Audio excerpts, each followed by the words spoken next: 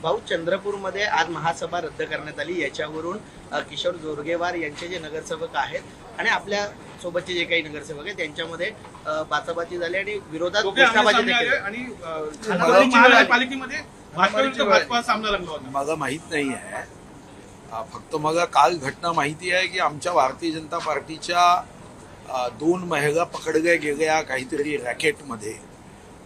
ही घटना मला माहित नाही।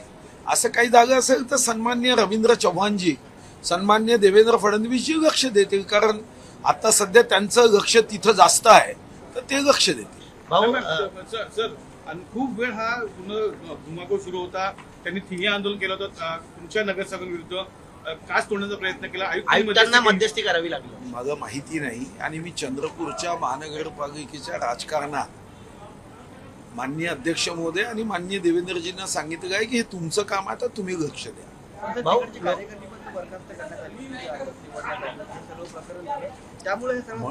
म्हणूनच मी पुन्हा सांगतोय की याबद्दल मला प्रश्न कशाला विचारता।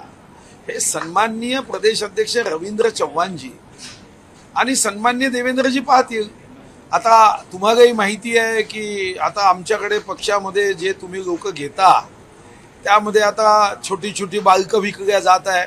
आता आमच्या देवेंद्रजींना जे अपेक्षित असेल तसं घडेल। लोहगडाची